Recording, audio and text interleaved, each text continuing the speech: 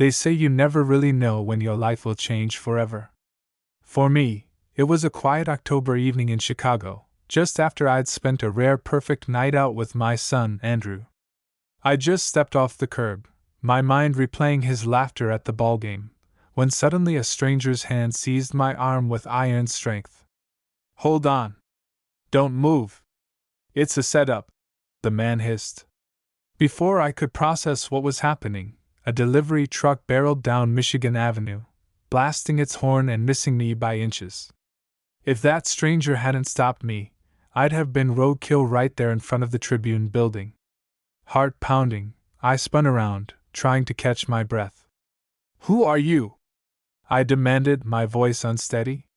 "How did you know?" The man studied my face through wire-rimmed glasses, a look of painful recognition flickering in his eyes. "Don't you recognize me?"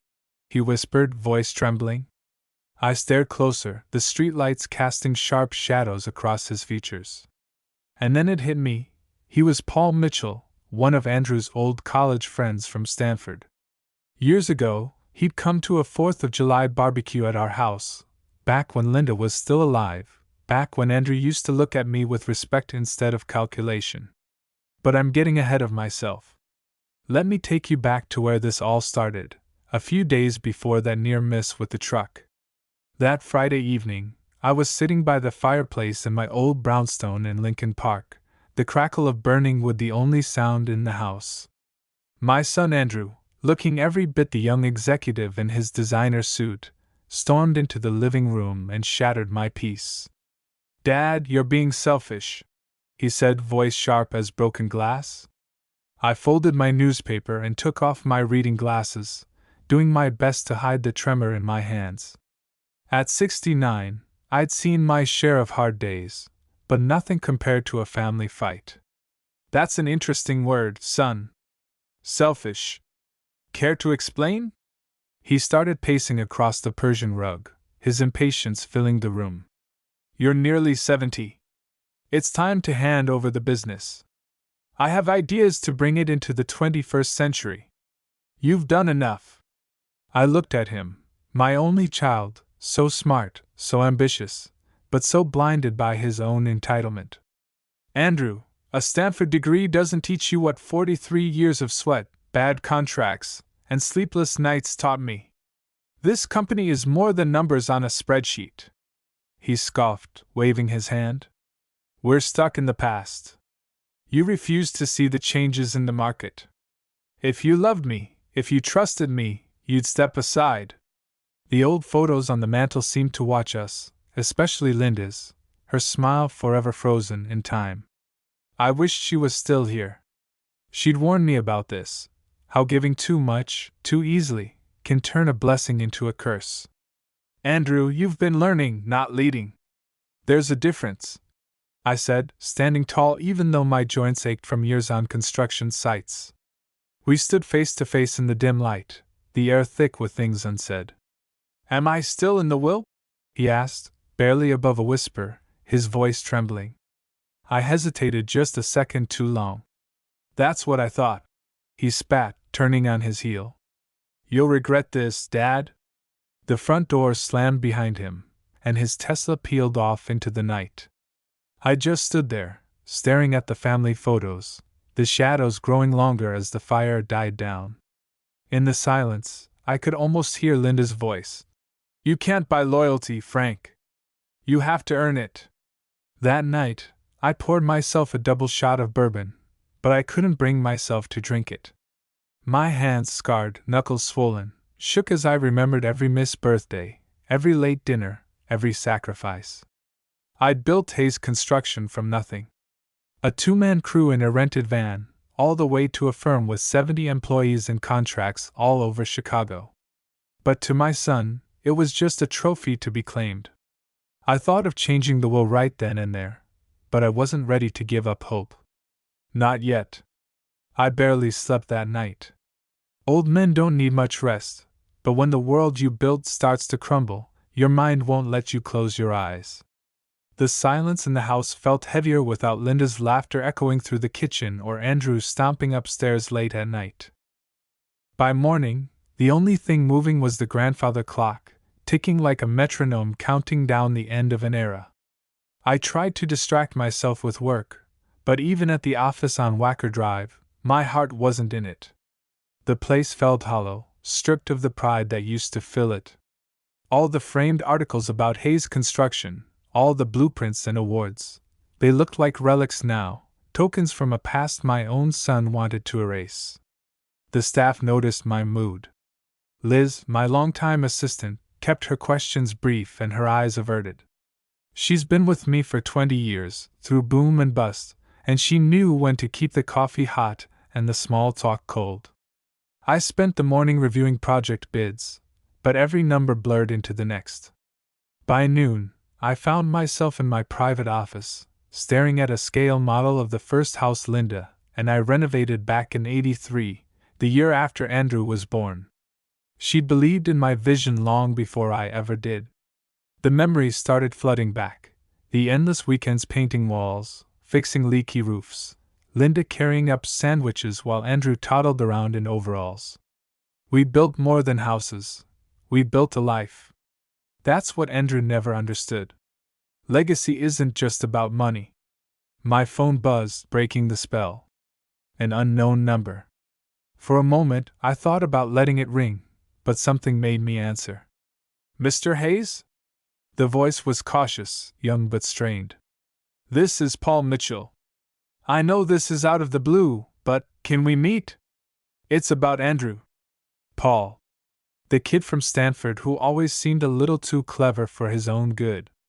I agreed to meet him for coffee at a diner near the lake, half out of curiosity, half out of dread.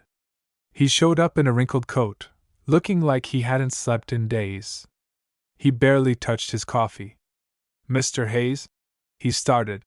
I don't want to get involved in family business. But Andrew's gotten himself in over his head. He's in debt. A lot of debt.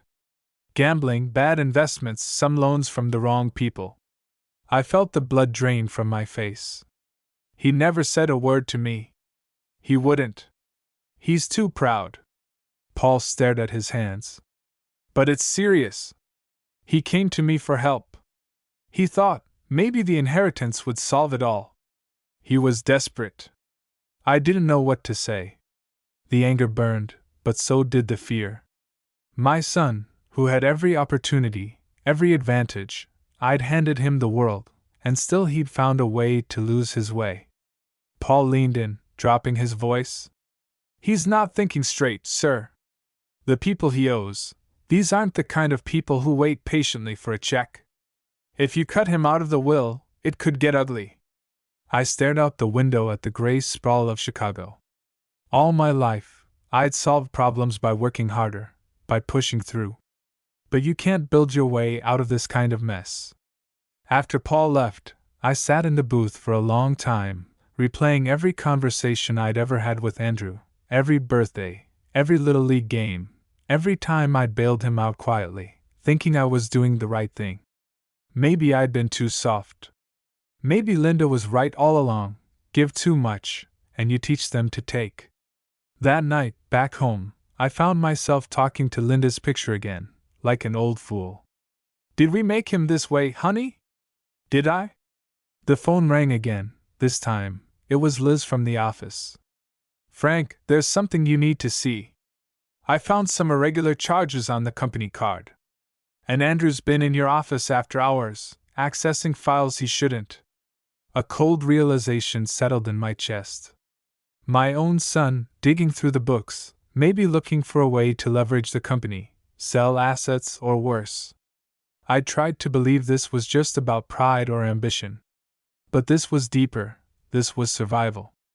I made a decision that night. I would protect what I'd built. Not just for me, but for the people who depended on Hayes Construction, our workers, their families, even Andrew, whether he liked it or not. I called my lawyer the next morning, a no-nonsense woman named Sarah. I want to set up a trust, I told her. The company goes to the employees. Andrew gets a stipend, nothing more, unless he proves himself. Linda's favorite charities get the rest. Sarah didn't ask questions. she just said. It's the right move, Frank. But you know he won't take this lying down. I know, I said, voice thick. But it's time he learned something about consequences. 3 days later, I ran into Andrew at the office. He was waiting in the lobby, trying to look casual. Dad, can we talk? I nodded. We sat in my office, and for a moment, it felt like old times, a father and son, partners in business and in life. But I could see the fear behind his eyes, the desperation he was trying to hide. He started to apologize for the other night, talking about stress, about how he just wanted to help the company. I listened, letting him talk, hoping for some glimpse of the boy I used to know. But every word sounded rehearsed, calculated. Dad, he finished, let's go to a Cubs game tomorrow, just you and me. Like when I was a kid. Let's start over. I agreed, not because I believed him, but because I wanted to. Maybe it was foolish, but hope is hard to kill in an old man's heart. The next evening, I stood in my bedroom, digging through the back of my closet. My old Cubs jersey from the 90s still fit, faded but clean, full of memories of sticky summer nights at Wrigley Field with Andrew and Linda. She'd always pack us sandwiches, and we'd argue over who'd catch the foul ball that never came. Now, holding that jersey, I wondered if it could really fix what was broken between us. I met Andrew outside the stadium, the wind whipping off the lake, making the city lights twinkle across the skyline. He looked sharp, businesslike, but nervous. Dad, you kept the old jersey? He said, forcing a smile. Some things are worth hanging on to, I replied. He handed me a ticket, VIP section, right behind home plate. He'd splurged, trying to impress me. Maybe he wanted me to see him as a success, or maybe he just wanted something to go right for once. Inside, the crowd's energy was infectious. We found our seats, and for the first few innings, things felt almost normal. We talked baseball, about the pitching rotation, about how the team hadn't won a pennant since Linda's last birthday. Andrew even bought me a beer, something he hadn't done since he was a teenager trying to act grown up. By the 5th inning, the Cubs were winning, and we were both on our feet, cheering. For 3 hours, we weren't old man and entitled son. We were just Frank and Andrew, a father and his kid, joined by the love of the game. During the 7th inning stretch, Andrew put his arm around my shoulders. Dad, I'm sorry about before, he said, his voice tight. I messed up. I was stupid. I thought I could handle everything myself. I didn't want you to think I was a failure. I looked at him, really looked, for the first time in months. He was still my boy, just older, scared, and lost. I squeezed his shoulder. You don't have to do it all alone, Andy. But you can't lie to me and expect me to trust you. That's not how this works. He nodded, eyes glistening in the stadium lights. Let's just watch the game, he said softly, and for the rest of the night we did. The Cubs won, and as the crowd spilled out onto Addison, Andrew hugged me. Thanks, Dad. For tonight. For everything. We parted ways outside the park. He walked to his car, I walked home, letting the chilly air clear my head. For the first time in a long while, I felt hopeful. But hope can be a tricky thing. The next day, I woke early, unable to shake the feeling that something was off. I made coffee, sat by the window, and watched the city wake up. The phone rang just after 9. It was Liz, sounding breathless. Frank, there's a problem. The police just called. There was an attempted break-in at the office last night. My blood ran cold. Was anything taken? Not that they can tell. But whoever it was knew the security code. Only you, me, and Andrew have it. I gripped the phone, my knuckles white. Did they get the footage from the cameras? Yes, but the face is hidden. Whoever it was wore a hat and pulled the brim down low. But the height, the build, it looked like Andrew. A wave of disappointment crashed over me. Had my own son tried to break into his father's business? Was the trust I tried to salvage already gone? I called Andrew immediately. He answered on the second ring, voice groggy. Dad? Everything okay? There was a break-in last night. At the office.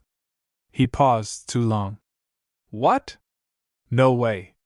Why would anyone do that? You tell me, Andrew. Only 3 people have the code. One of them is you. Are you accusing me? He snapped, voice rising. After last night? After everything? I'm asking you a question, I replied, trying to keep the anger out of my voice. Because the Andrew I know wouldn't do this. But lately, I don't know who you are. There was silence. Then, I need some time, Dad. The line went dead. The rest of the day passed in a blur. I met with Sarah, the lawyer, to finalize the trust. She assured me everything was airtight. Andrew would be safe, the company would be safe, but the sadness in my chest felt like an anchor. That evening, I found myself standing outside Andrew's apartment, staring up at the dark windows. I remembered when I used to tuck him in at night, read him stories about old ballplayers and dreamers. Now he was a grown man, making choices I couldn't control, carrying burdens I couldn't lift. My phone buzzed. A text from Andrew, meet me at Navy Pier. 8 p.m. I need to talk. I went, of course. The pier was busy with tourists and street musicians, neon lights reflecting off the water. I found Andrew sitting on a bench, hunched, shoulders slumped. He didn't look at me. I didn't do it, Dad. I swear. I sat beside him. Then who did? He shook his head. I don't know. But I know someone's after me. They've been calling, sending threats. I'm in real trouble, Dad. I made mistakes, but I never wanted to hurt you. I thought if I could get some cash, pay off these guys, maybe I could start over. Why didn't you just tell me? He finally looked at me, eyes rimmed red. I was ashamed. For a moment neither of us spoke. Then I put my hand on his back. We'll fix this. But you have to trust me. No more secrets. He nodded, and in that moment, I saw the scared kid he used to be, not the troubled man he'd become. But as we walked back toward the city lights, I couldn't shake the feeling that something far worse was coming. For the next few days, I barely left the house. Every time the phone rang, my heart jumped. I kept replaying Andrew's words on that cold bench at Navy Pier. I never wanted to hurt you, Dad. The city outside my window kept moving. Buses groaned down Clark Street, couples laughed on their way to dinner, but for me, time seemed frozen. I wanted to believe my son, to trust him like I always had. But trust, once cracked, never fits quite the same. By Thursday, the office felt like a war zone. Employees whispered in the hallways, tension buzzing under the surface. Even Liz avoided eye contact. I heard rumors, Andrew asking questions about our biggest contracts, a couple of project files gone missing from the cloud. Was it all coincidence, or was my son desperate enough to risk everything? That night, I stayed late at the office, pretending to work but really just stalling. Around 10 p.m., as I was about to leave, the elevator dinged. The doors slid open, and Paul Mitchell stepped out, looking even more nervous than last time. Frank, he said, glancing over his shoulder. We need to talk. Now. We sat in the empty boardroom, the city's neon glow reflecting off the glass. Paul twisted his hands, searching for words. Andrew's in deeper than you know. I tried to help, but I couldn't keep up. He owes money, big money, to people who don't forgive. He handed me an envelope. Inside were screenshots, threatening messages, a list of debts, photos of Andrew looking scared outside a casino in Gary, Indiana. He borrowed from loan sharks. 20 grand at least, Paul whispered. If he can't pay by Monday, they promise to make it personal. Your company. They're watching. The room spun. My world, a world I'd bled for, now hanging by a thread because of one bad decision after another. I gripped the table so hard my knuckles went white. "I have to talk to him," I said. "No more running." Paul shook his head. "Frank, you don't get it. They don't care about explanations. If you pay, they'll just want more. If you don't—" He didn't finish. He didn't have to. On the drive home, my thoughts raced. I wanted to call the police, but what would that solve? It would ruin Andrew's future, destroy what was left of our family's name, and maybe still wouldn't save him. I remembered what Linda used to say: family isn't about blood, it's about standing up for each other, even when it hurts. The next morning, Andrew showed up at my house. He looked exhausted, eyes sunken, hair unkempt, suit wrinkled. "Dad," he said, "I'm sorry. I messed up. But I can't fix this on my own. I need your help." For a moment, I almost refused. I wanted to let him face the music, learn the lesson life was handing out. But then I saw his hands shaking, the terror behind his bravado. He was still my son, broken and scared, and I couldn't turn my back on him, not completely. "Come inside," I said quietly. We sat at the kitchen table, the same one where Linda used to serve Sunday pancakes. Andrew spilled everything: the loans, the threats, the panic attacks, even the idea that maybe if something happened to me, the company would be his and the debts would disappear. "That's why I wanted to talk about the will," he admitted, voice trembling. "But after the game, after last night, I knew I couldn't go through with it." A cold shiver ran down my spine. For a split second, I saw just how close I'd come to being betrayed by the one person I loved most. But all I said was, "You should have come to me sooner." We spent the next few hours making calls, trying to negotiate with the lenders. I called Sarah, my lawyer, and told her everything. She promised to lock down the company accounts, freeze the assets, make sure nobody, not even Andrew, could touch the business. But as the hours passed, I realized there was only one way out. I would pay off Andrew's debts, just this once. Not for him, but for Linda, for the memory of a family that still meant something, even if it was hanging by a thread. By evening, the money had changed hands. I transferred the funds, and Paul confirmed that the threats had stopped, at least for now. Andrew collapsed into a kitchen chair, sobbing with relief. "Thank you, Dad. I swear I'll pay you back. I'll make it right." I nodded, but inside I knew the damage couldn't be undone so easily.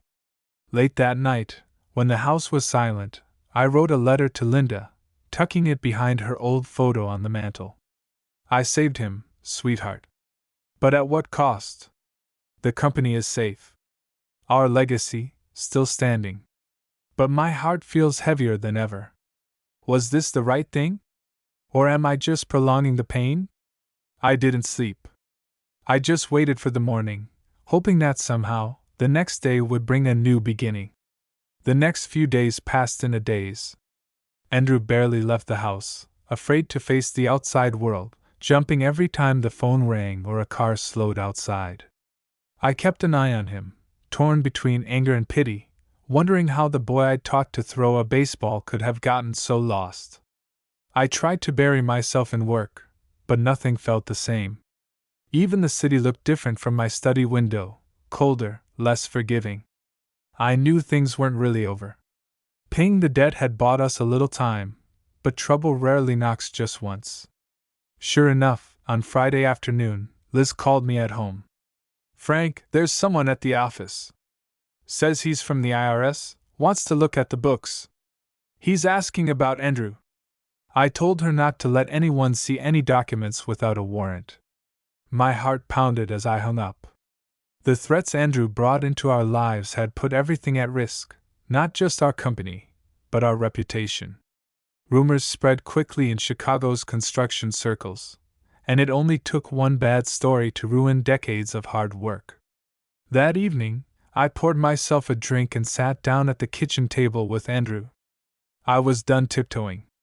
"Son, listen to me," I said, trying to keep my voice steady. This was the last time I bail you out. I did it for your mother's memory, for what's left of this family. But if you get in trouble again, I can't save you. You have to grow up now. You have to earn back my trust." He looked up at me, shame and fear written all over his face. "I know, Dad. I swear I will. I've already started looking for real work, something outside the company, just to prove it." That was the first good sign I'd heard in a long time. Still, I knew words meant nothing without action. So I made a plan. Early the next morning, I met Sarah, my lawyer, at her office downtown. We pored over documents, tightening up every clause in the trust. I added new layers of protection, making it clear, if anything ever happened to me, Andrew would get just enough to live on, but the business and its assets would stay out of reach unless he could prove he was responsible. "You're sure you want to go this far?" Sarah asked. "It's ironclad, Frank. He can't challenge it." "He can't," I said quietly, "because if he does, it's proof he hasn't changed." Afterward, I drove out to the old South Side neighborhood where I'd started my first contracting gig. I parked in front of a rundown church, its brickwork weathered but still standing after a century of hard winters and hard luck. That church had been my first job as Hayes Construction. I sat there for a long time, remembering how Linda had brought Andrew, then just a toddler, to watch me work, waving from the sidewalk, full of pride. I'd built everything for them. For family. A sudden knock at the window jolted me from my thoughts. It was Paul Mitchell, looking more anxious than ever. "Frank, I had to warn you," he said. "I overheard something at the casino last night. The same men who threatened Andrew, they're not finished. They know you paid, but they think you might call the police. They want to scare you. They might even try something worse." I felt a chill in my bones. "Why are you helping us, Paul?" He hesitated, then looked me in the eye. "Because your family always treated me better than mine ever did. And because Andrew needs you, even if he's too stubborn to admit it." Paul left as quickly as he'd arrived, leaving me alone with a knot of dread in my stomach. I drove straight home, checking over my shoulder at every intersection, half expecting to see a dark car following. When I got inside, Andrew was pacing the living room, glancing nervously through the blinds. He flinched when I walked in. "Dad, did you see anyone outside?" There was a car, a black SUV, parked across the street for over an hour. Then it drove off. I took a deep breath and tried to sound calm. "We're safe for now, son. But you're going to stay inside. And I'm calling the police, just in case." He didn't argue. That night, the house felt like a fortress under siege. I double-checked every lock, closed every blind, kept my cell phone by the bed. I wondered how many other fathers in the city, how many men who'd worked a lifetime to give their children a better life, had ended up afraid of the world their kids brought home. Sometime after midnight, I heard Andrew crying in the kitchen. Not sobbing, but a quiet, hopeless sound. I didn't go to him. I just lay awake, staring at the ceiling, wondering if this was the moment when things would finally change, or if we were just at the beginning of something even worse. The next morning, I found a note from Andrew. "I'm going to the police. I can't run anymore. Maybe if I tell them everything, they can help."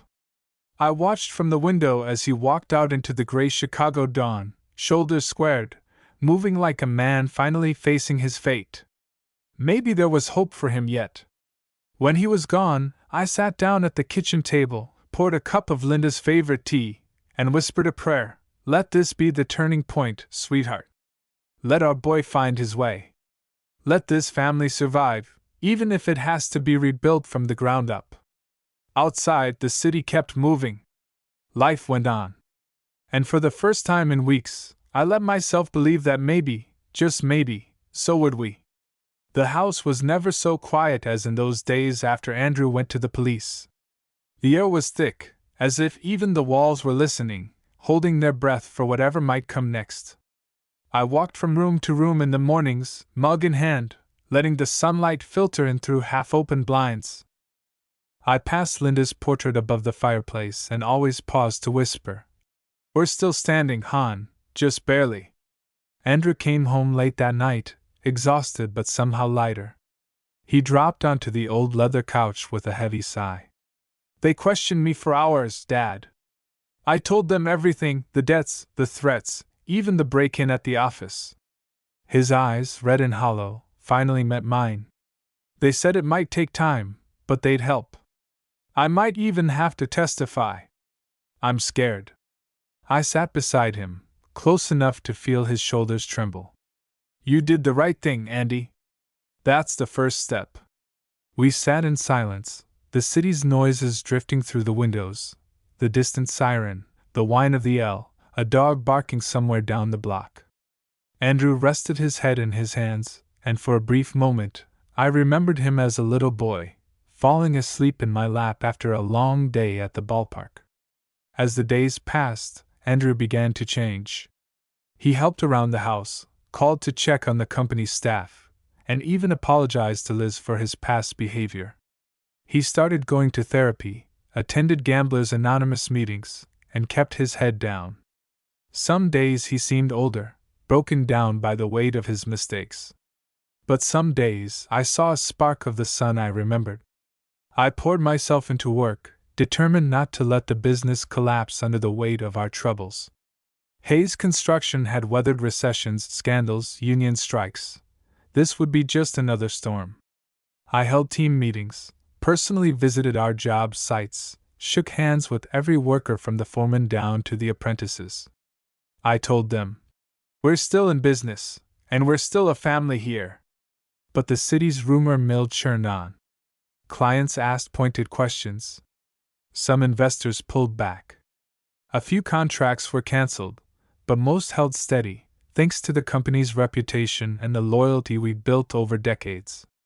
I wrote personal letters to every major client, explaining, without too much detail, that the company was restructuring and my family's issues would not affect the work. Many replied with words of support, a reminder that decency still meant something in Chicago. One day, Liz called me into my office with a strange look on her face. "There's a woman here to see you," she said quietly. "She says she was a friend of Linda's." I nodded, curious and cautious, and stepped into the waiting area. The woman was older, with gentle eyes and a cane, dressed simply in a blue cardigan. "Mr. Hayes, I'm Margaret Carter. Linda and I taught Sunday school together years ago." We sat in my office, and she offered condolences for all I'd been through. She shared stories of Linda I'd never heard, her kindness to struggling kids, her habit of leaving notes for the janitors at church, her fierce sense of justice. Margaret reached across the desk and squeezed my hand. "Linda always said you were the strongest man she knew. She'd want you to remember, sometimes the hardest thing isn't holding on, but knowing when to let go." Her words hit me like a wave. That night, I lay awake thinking about what letting go really meant. I realized I couldn't keep holding everything together by sheer willpower. The company needed fresh blood and new leadership. Andrew wasn't ready, and maybe he never would be. But there were people in the business, Liz, a few loyal project managers, who'd given their lives to Hayes Construction. The next day, I called Sarah, my lawyer. "I want to set up a transition plan. Not just for Andrew, but for the team. If anything happens to me, the company needs to survive, not as my monument, but as a living thing." Sarah smiled over the phone. "That's the wisest thing you could do, Frank. Linda would approve." In the following weeks, I began mentoring Liz and two senior foremen, teaching them the intricacies of contracts, budgeting, and client relations. I started stepping back, giving them authority to make real decisions. It was hard, harder than I'd imagined, to loosen my grip, but it was right. Meanwhile, Andrew kept doing the work. He picked up a part-time job at a hardware store on the west side, stocking shelves and learning how to deal with people one honest conversation at a time.